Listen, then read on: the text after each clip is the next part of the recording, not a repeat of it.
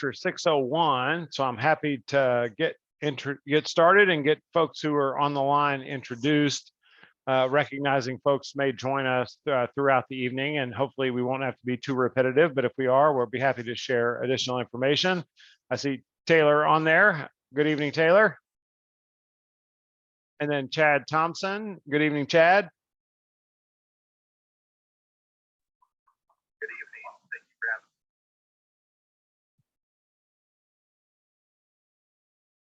So Chad, are you a resident of the area and interested, or just otherwise interested? I used to live in the area. A couple of properties on Carrollton.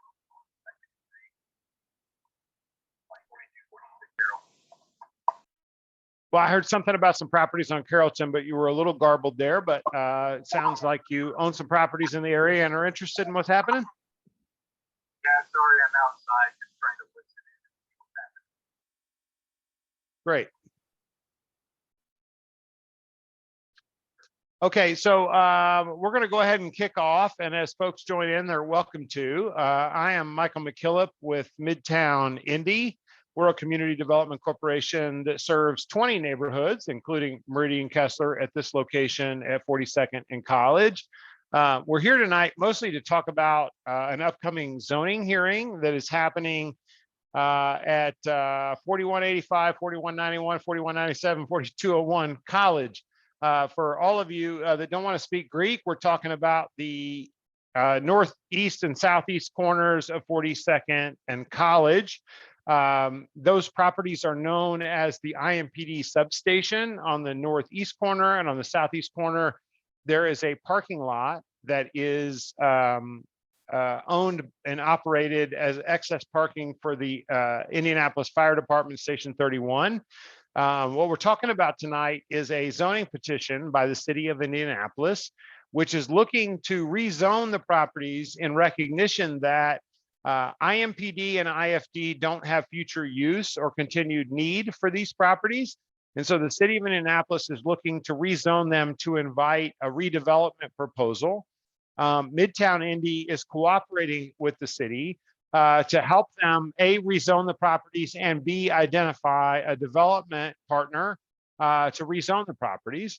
And so if you have not received it yet, in any day now, you will see orange signs in front of these two properties. And you'll probably, if you live or own a property nearby, you'll get a zoning notice that looks like what is on the screen that says, hey, there's a zoning change coming to these two properties. I'm just going to scroll up to show the map to what we're talking about. The areas that have hash marks, 4201 and 4197, 4191, and 4185 are largely known to the communities that live here as a parking lot and a police substation.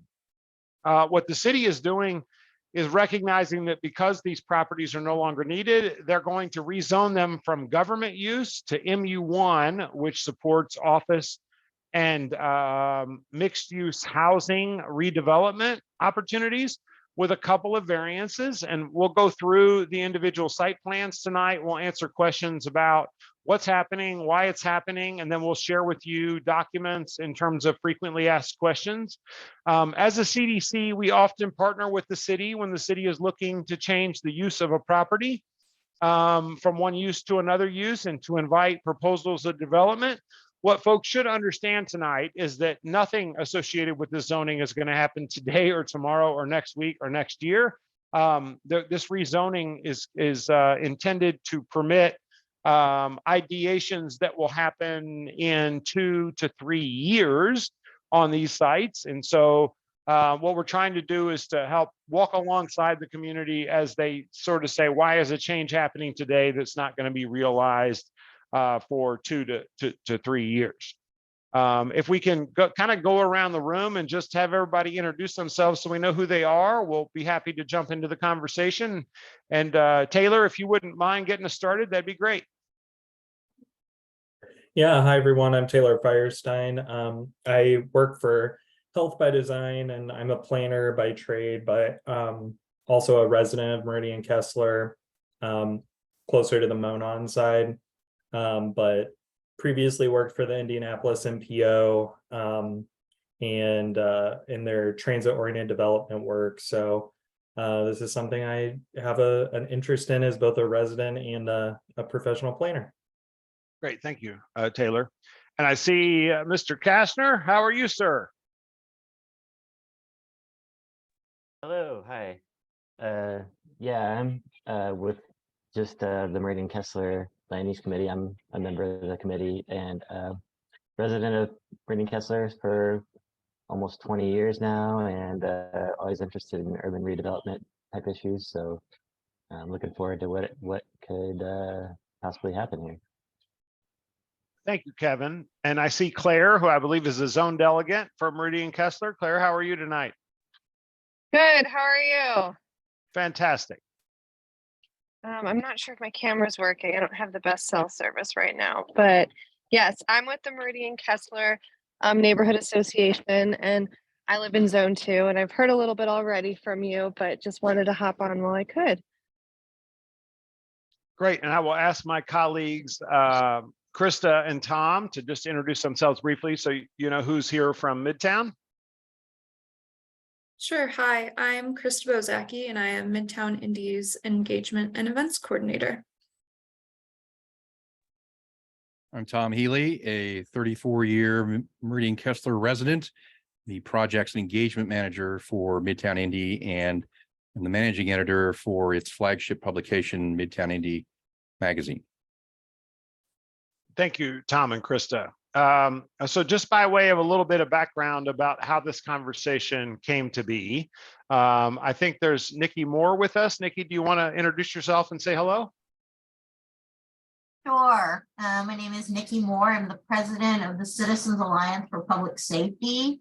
We support our local public safety agencies through volunteerism and continuing education. I was also the president of Watson McCord for many years. So I know a little about zoning and rezoning, and so that made me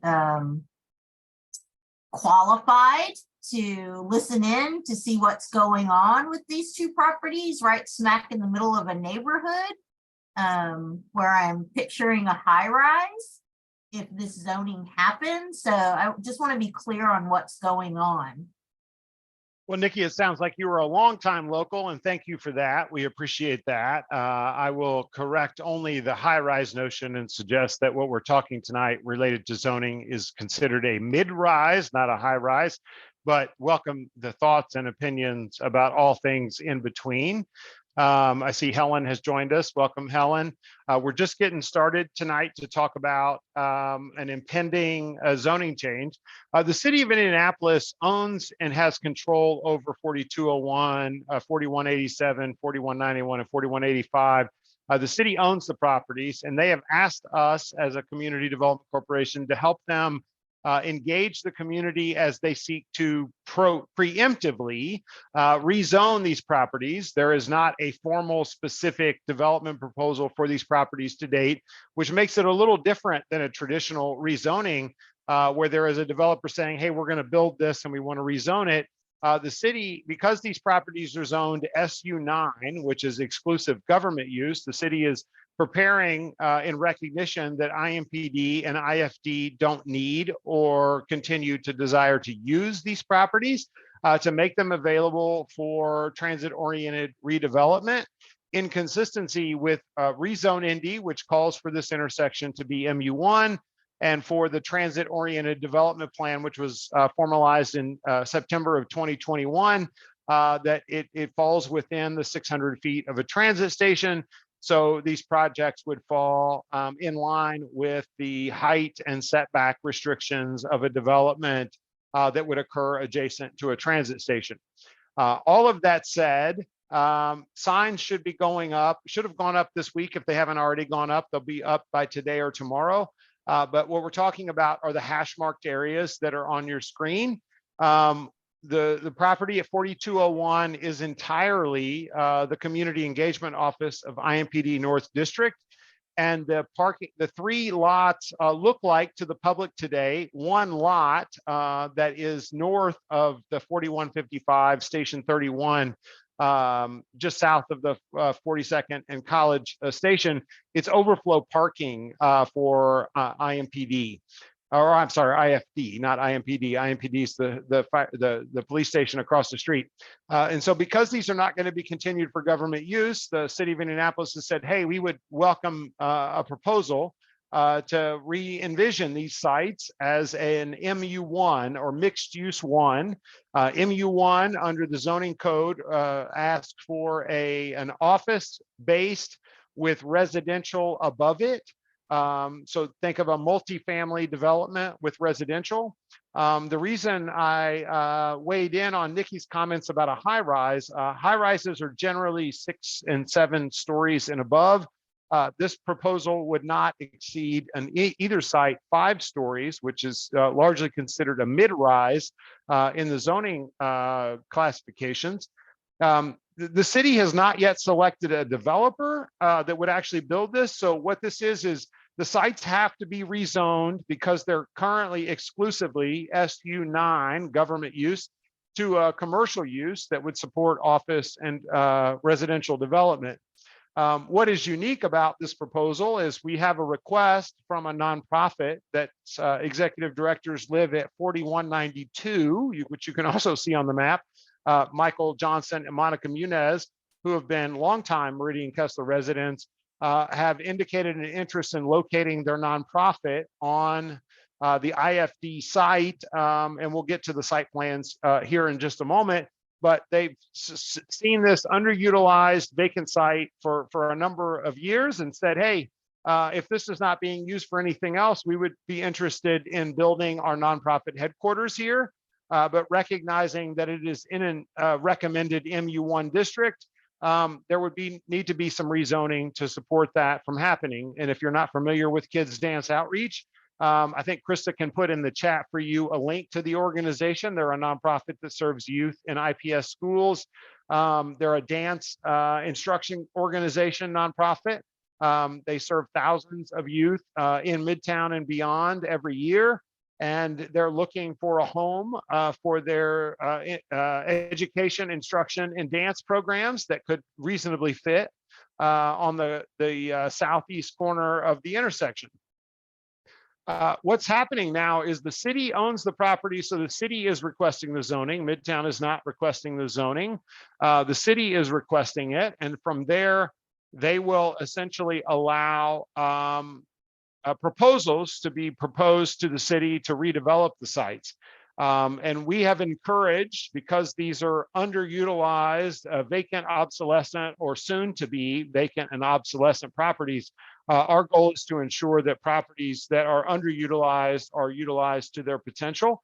And so we have agreed to help the city by educating community members who are looking to engage in this process. And we have a meeting tonight, a meeting Monday night, a meeting Tuesday night in person at the 42nd and College Public Library. And so if folks want to see site plans or repeat this conversation, we will be having it in person at the 42nd and College Library on Tuesday. And then on Wednesday, Claire's organization, the Meridian Kessler Neighborhood Association, will have a land use meeting on Wednesday, the 14th at 3965 North Meridian in Suite G. So this is just, it's not the first conversation. We've actually talked with a number of adjacent neighbors over the last, really between April and today.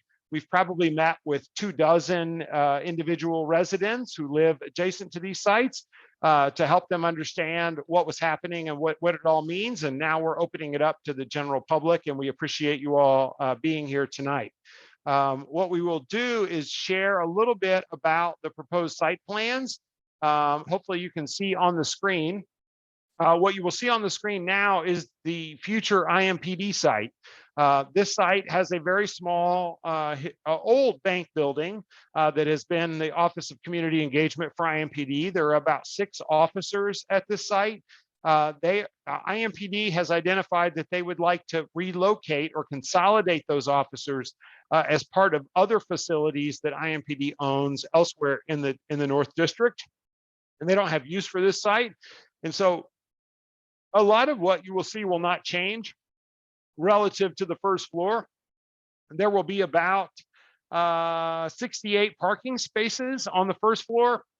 And in the stories above, the future development would be, and again, we don't have a specific development proposal. So what we're doing here is ideating what the future might look like. And what the future might look like is about 5 stories, which would translate to a building height of about 60 feet. And when you see the dashed lines on this map, the site plan, it indicates where the building is versus areas that are open to public space. As you'll see kind of in the center on the east side of that site, there's open parking. But essentially, this would be about a 60-foot structure with 5 stories that would support 2 and 3 bedroom family-focused rental units on top of a parking podium. You see a little bit of amenity space on the corner to keep consistent with the mixed use and transit-oriented development typology, where there would be amenity space, leasing offices, bathrooms, elevators, storage space that would be at the corner. But effectively, you would see the curb cuts that exist would remain. They would just be shifted to the south a little bit. And you could enter right in, right out only on College, and you could also use the alley to enter and exit the space. And if you go to the south side of the site, what you see here is essentially the office spaces of Kids Dance Outreach that are proposed, but certainly not finalized. You see a little bit of a ideation of retail on the corner. And then you see a couple of dance studios, some administrative offices, a boardroom, and some storage facilities that would be the anchor space of the first floor. And then you also see a dotted line on this site that indicates the footprint of the potential building above, whereby the first floor is bigger than the second, third, fourth, and fifth floor, but essentially this space would have 4 floors above it. What's unique about Kids Dance Outreach is, as a dance studio, they need taller ceilings than a traditional first floor. So Kids Dance Outreach would be about 20 feet tall to accommodate the lighting and the sound packages and the things they need in their dance studio. So this building, rather than 50 feet, would be about 60 feet. And what you can't see in this development, but across the street from the IMPD site, there is a historic building, which was an old Prather Masonic Lodge, that is currently home of a church and a hair salon. That building is currently 48 feet. And so the primary building at IFD would be 50 feet. And the primary building just to the south would be about 60 feet tall. In the zoning notice, you'll see that the city asked for a maximum building height of 70 feet. That 70 feet comes as a result that when you do 5 stories on top of 4 stories on top of 10 feet, it equals 50. And when you do 4 stories on top of 20 feet, it equals 60. But in most commercial developments, you have to have an elevator shaft and a stairwell and a parapet wall that surrounds the roof that exceeds above that height. So that 70 feet height is really based on the central amenities in the center of each site that would require a staircase and an elevator shaft to poke above the 60 feet. So the zoning is based on the maximum height at any point in the building, which essentially in this case would be no more than 70 feet. What's interesting to note about MU1 is that MU1 has actually an unlimited height. So one could go 10 stories or 20 stories or 30 stories here if the market bore it. But what we have committed in partnership with the city is that no structure would exist here in excess of 70 feet. And that 70 feet is the secondary height of the amenities, not the primary height of the building. The buildings would be 50 feet on the IMPD site and 60 feet on the IFD site. But there are a couple of variances that have been filed. Most of that relates, if you see this site plan and you see the alley, and if you live in the area, you know the alley is really close to the parking lot. The building structure would kind of equate to the footprint of the parking lot. So you would see a 0-foot setback on the rear of the IMPD site closest to the properties on Carrollton there at the alley. And similarly, you would see almost the same thing with the parking that would happen at IFD along the alley, again, with kind of a 0-foot setback on the alley side. and a height variance that would allow these structures to be their natural height, which is 50 or 60 feet. And those stairwells would be in the middle at about 70 feet. None of these changes are going to happen in the short term. All of these changes are 2 to 3 years away. What the city is doing is changing them from government use to mixed use 1 to invite proposals from a development partner that has not yet been selected or confirmed to build something that fits within this zoning categorization. And because I've been talking a long time, I want to pause and welcome questions or conversations from folks, and also look at the chat. I had a quick point. Those signs are up, by the way. I just took the red line, so the orange signs are on the sites today. That's great. Thank you, Kevin. I see a question about MU1. In 2019, the city recategorized all of the zoning in the city, and part of the rezoning categorized areas adjacent to transit. And in 2021, September 1st, I believe, of 2021, they already pre-recommended that areas adjacent to bus rapid transit, like the red line that runs on College Avenue, at commercial nodes, be MU1, MU2, or MU3.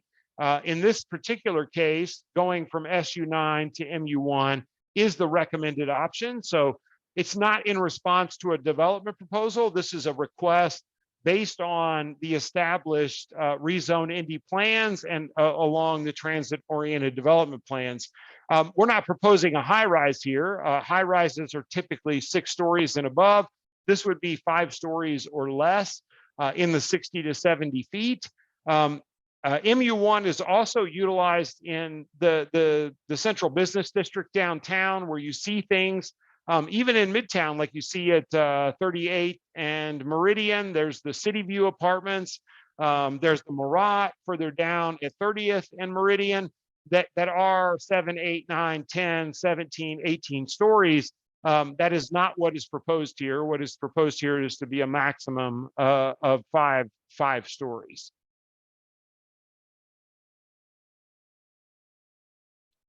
Any questions about that?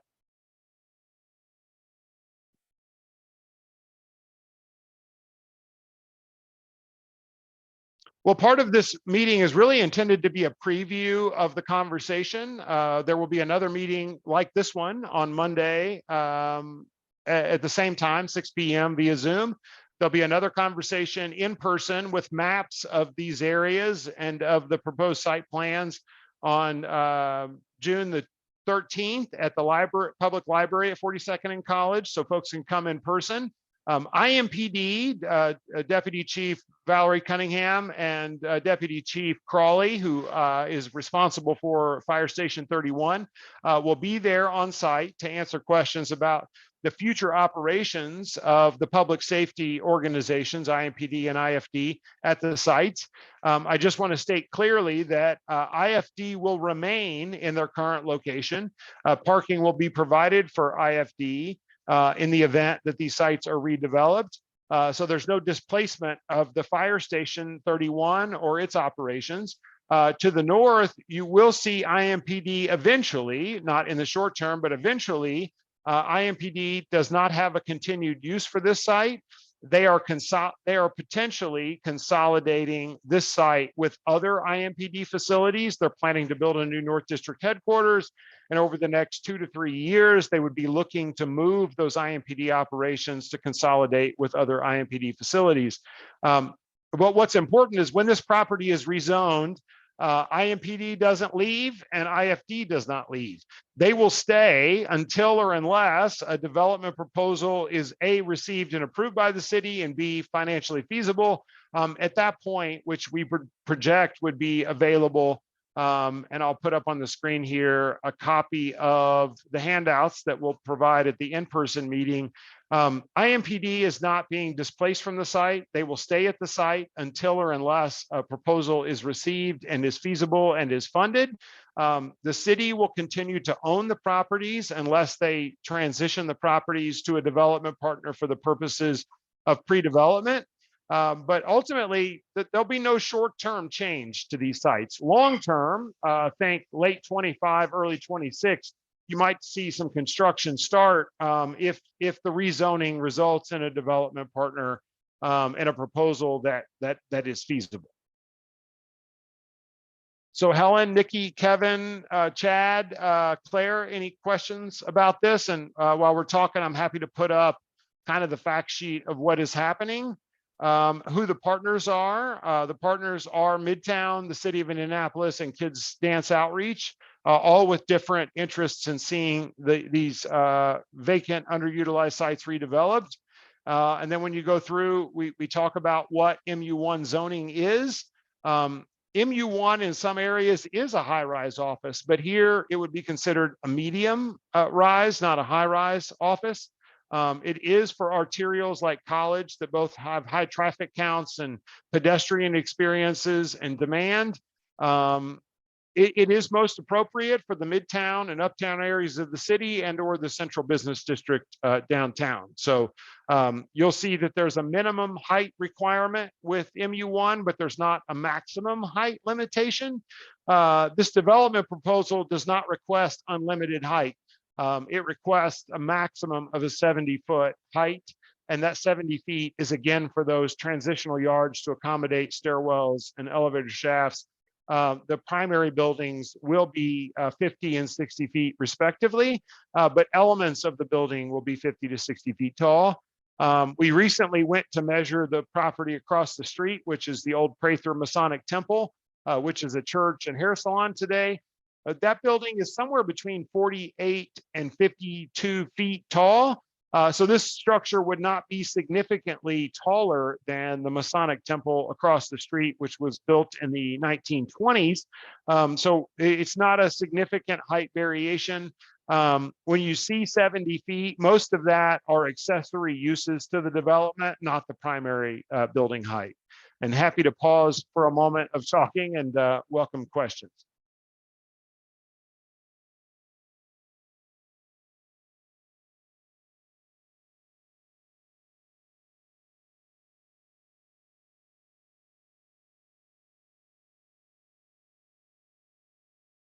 There is most certainly a lot to chew on. And all of this is proposed. There is no actual development formalized today.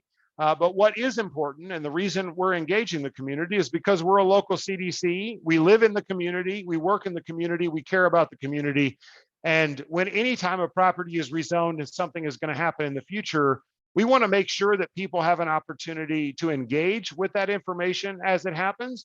Today, genuinely, the city is rezoning it to invite proposals. Once those proposals are invited, much like this process, we have pledged to bring back that proposal, that density, the number of units, the design aesthetics, et cetera. We will bring that back to the community for input and review. But in order to get to that point, the properties have to be zoned to permit the redevelopment that is envisioned, which is the MU1. Any thoughts or questions about that?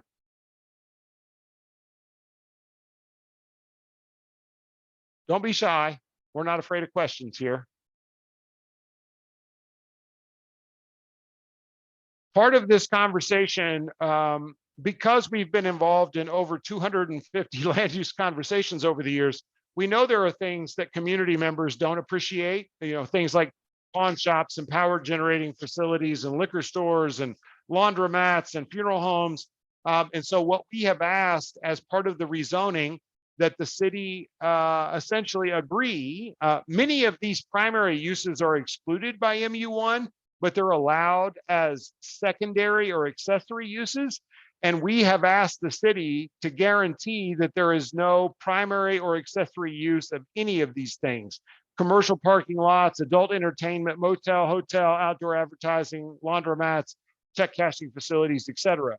And so while there is an uncertainty about what happens in the future, these commitments are things that help you avoid negative outcomes on the sites in the event that someone else were to show up and say, we want to use MU1. This rezoning effort would help preclude any negative or bad land uses that might happen in the facilities.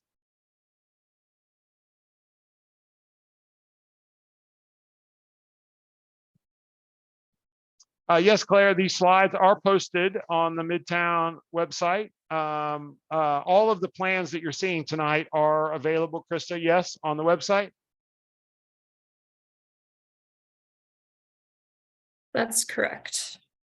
So if and you the go to, link- if you go to midtownindy.org, the zoning notice, all of the plans, all of the fact sheets, all of the information that we're talking about tonight is on a project page, as well as a link for folks to sign up for updates. So not just during the zoning, but in the future, when a development proposal comes forward, that you're registered to get that information.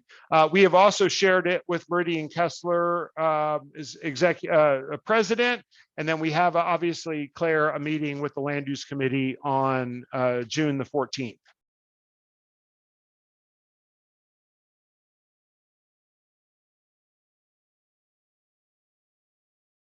We will certainly prioritize bike parking facilities at this site and the pedestrian experience at the corners. So you won't see the buildings crowding the corners. You'll see enlarged sidewalks.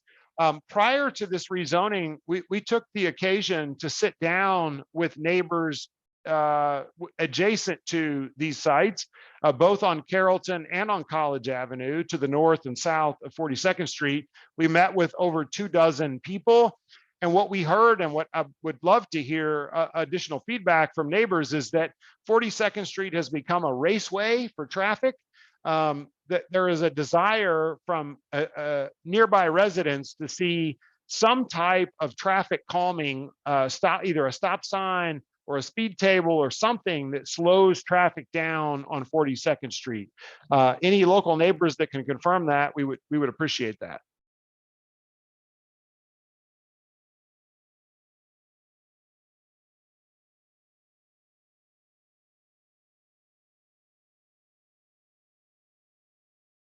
Well, we can certainly prohibit uses that would generate traffic. To that point, anything that is built will meet the parking standards and will not require people to park in the neighborhood. I know, after 250 land use cases that folks don't want to see a new development go in and everybody that's renting an apartment park in the neighborhood. These developments would be required to provide parking to their residents at no additional charge. Such that they don't have to choose between paying for a parking space and parking in the neighborhood. All of that is part of the commitments that we're willing to make alongside the city, such that what is built does not provide an undue burden on the neighborhood. As much as I am talking, I am certain that a number of you have questions, so feel free to shoot those out. I see Taylor has asked about the nickel plate. We agree with you, Taylor, that this will be very proximal to the nickel plate and the Monon Trail, which is indeed just a few blocks away.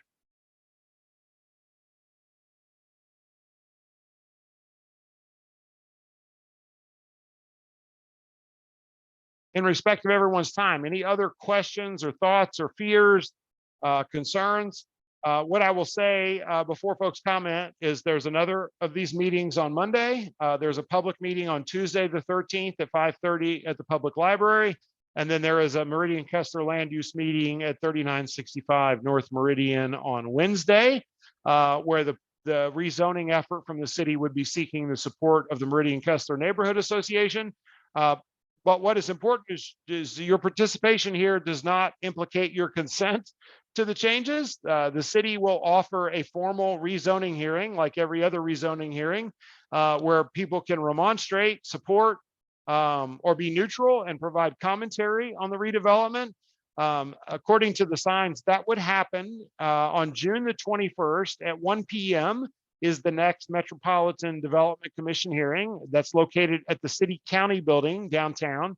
That public meeting would begin at 1 p.m. We don't know where this is on the agenda, but that meeting starts at 1 p.m. And anyone interested, whether you agree or disagree with this development, is welcome to attend and to express your position on the density, the height, the variances, the land uses that are being proposed here. This is just additional extra engagement that you're being offered the opportunity to engage with, but none of this precludes your rights to support or protest the project on the 21st at the city hearing at the city county building.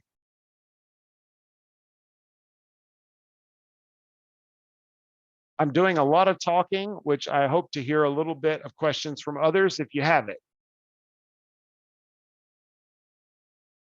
Nikki, Kevin, Claire, Taylor, anyone? This is not a foregone conclusion. This doesn't happen because we're proposing that it happens. It really is genuinely contingent on community support, the Metropolitan Development Commission voting, the Neighborhood Association voting. And so while these are big changes, they are entirely contingent on support for these projects. Any questions about the future development or how you'll engage with that?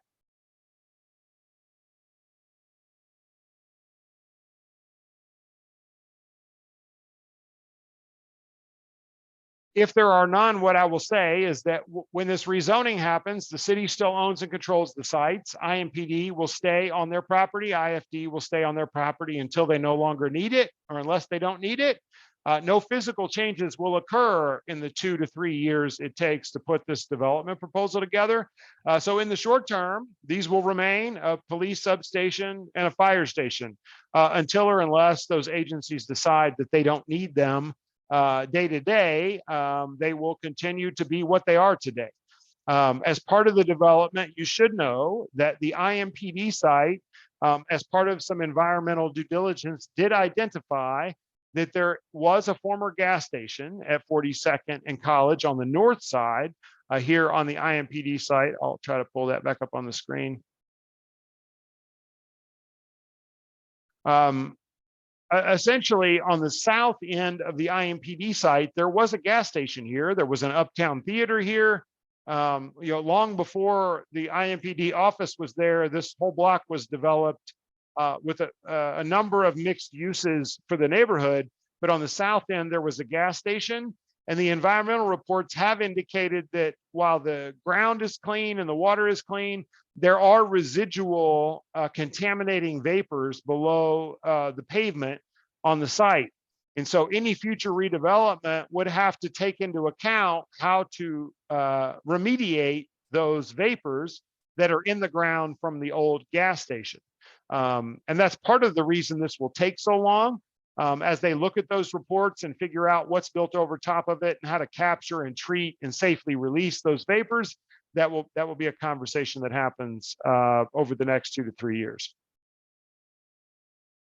The IFD site was clean. There was no historical negative uses on the IFD site, but certainly the IMPD site was historically a commercial use. And there was a gas station here on the corner, which there's nary a corner, as I think Kevin probably knows in his urban planning conversations, there's very rarely a corner that has a historical commercial use that does not have an environmental impact really anywhere in Midtown.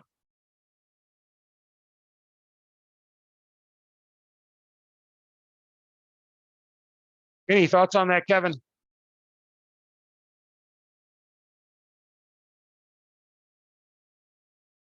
No, I don't have any other thoughts on that. It's completely not surprising. That's all that's what I was trying to say is just there was gas stations all over the place from what I've seen. And you can look at like the city has the on the map Indy, you can find if you can find the Sanborn maps of the city that showed like land uses and stuff like that. But you go downtown, like they were just littered with gas stations all over the place. So yeah, that's in the 40s and surprising. 50s, everybody wanted a gas station everywhere, and it appears they got it, much to the negative benefit of our residential communities. Yeah. Mm-hmm. Yeah. Well, I don't want to talk this whole meeting. Nikki, I know you had some questions. Taylor, Chad, any of you that have questions, Helen, we welcome your questions. Again, this is not a foregone conclusion. It is a proposal by the city. Tonight's engagement is a bonus opportunity for you to understand what's happening, why it's happening, to ask questions, to learn information, and to arm yourselves for the next stage of the project. So please take advantage of that.